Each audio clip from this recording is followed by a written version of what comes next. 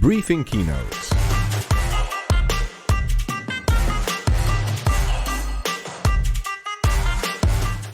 I'm going to make a quick presentation in order to introduce the topic of the panel that I will be moderating afterwards. What I want is to give you some notes about how advertising, how marketing, promotions, etc., have moved from the early days of the online gambling to the current trend of the restrictions. We will have experts from different jurisdictions. Myself, I'm an expert, or I'm someone who works in the gaming industry, in the law gaming industry in Spain. But what we will try further to give you some notes from our own respective markets is to give you a global perspective, or at least a European perspective, of how things are evolving nowadays. So let me start by saying, according to my experience, these are the key aspects of online gambling regulation. This is the first things that regulators should look into at the time of drafting a new regulation. These are the pillars of it, according to my experience again.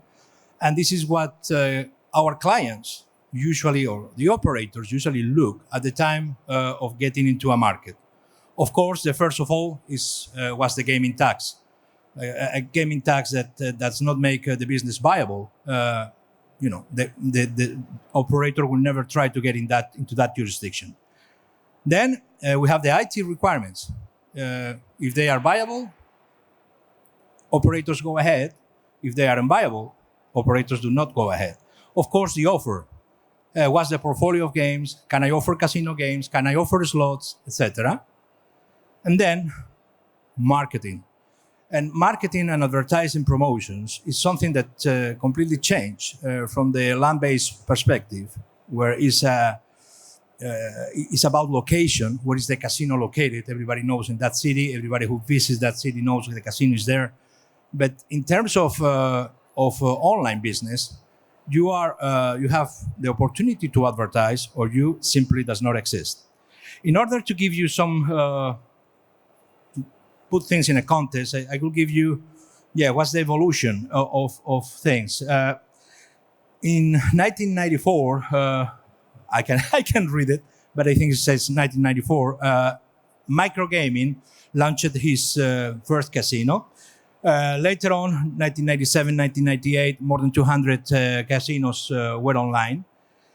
And then, around 2003, 2004, things changed from the usual online promotions in internet to other type of promotions, newspapers, in TV in some cases, late night shows, etc., in the different gray markets. Then we have regulations in the UK, then in Italy, then in France, then in Spain, then in Denmark, and that makes the things change. Of course, we were not anymore in a gray market. Things start to be regulated, sometimes self-regulated by the own industry.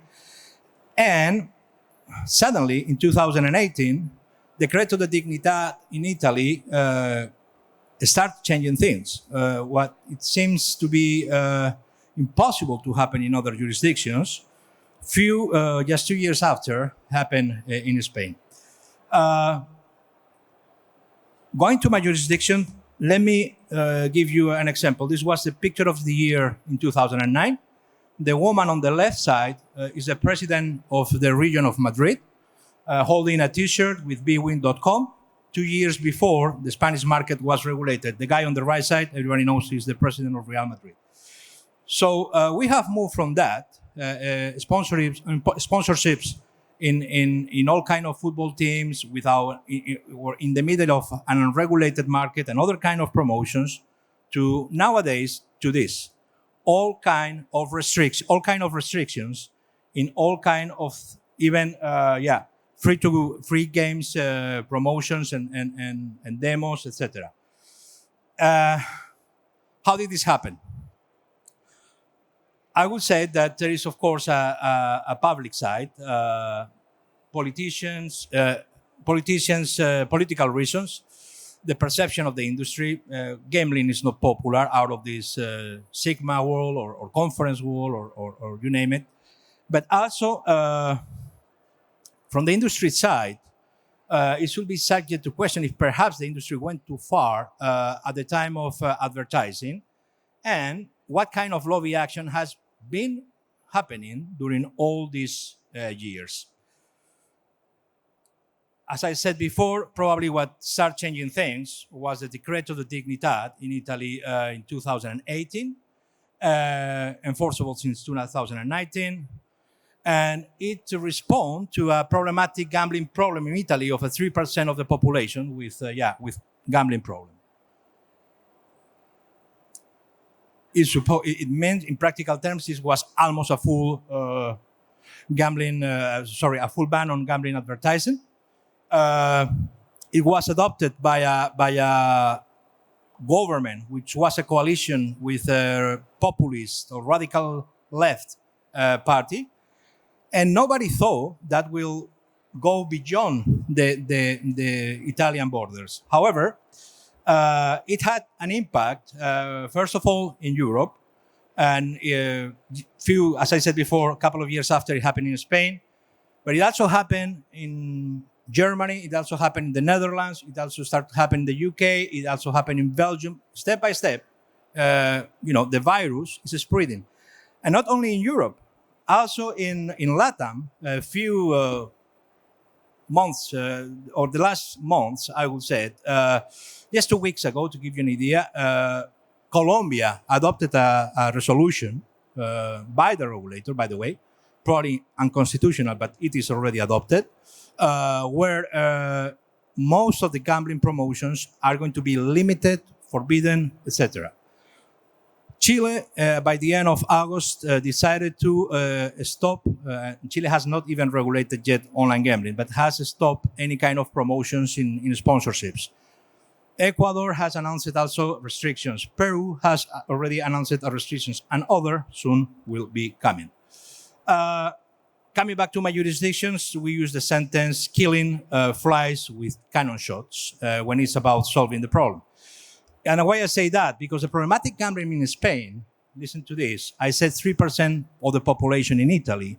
In Spain, it's just 0.3% of the population. This is 10 times smaller than in Italy, and the solution is the same one. What does this mean? Well, at the end of the day, it means that these restrictions are being adopted because there is the perception that the gambling advertisement is damaging players or is creating more problematic players, whatever. But there is no analysis, there is no real studies, there is no fundamentals in order to create or to incorporate regulations with restrictions that are going so far.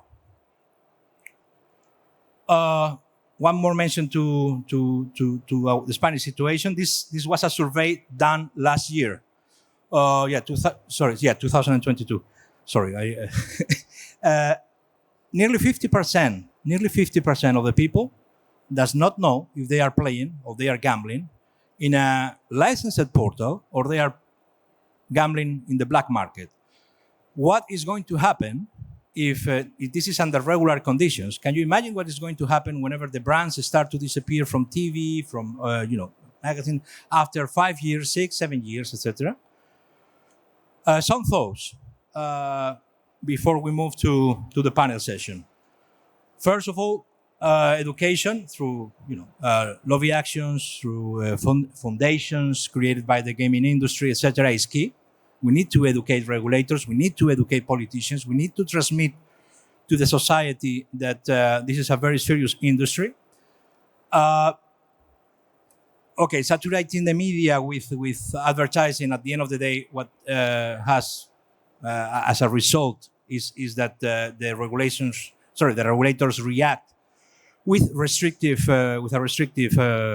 regulations. Strong restrictions, the ones adopted by the regulator. What happens at the end of the day is that keeps sending to the society a wrong message. This industry is so damaging, is so dangerous that we need to forbidden it. It's like cigarettes or like alcohol, like any other kind of advertising that is forbidden. And last but not least, the illegal market at the end of the day is the main beneficiary of this thing. Let me finish the panel with one picture. And this is how the situation is today. There's no anymore gambling operators on the t-shirts of the players. But there is now the new financial products that are unregulated in most of the jurisdictions, and these are the ones that are now the .com, as I said, in the players or the football teams, etc. Thank you for your attention, and I ask to my panelists to join me to the stage.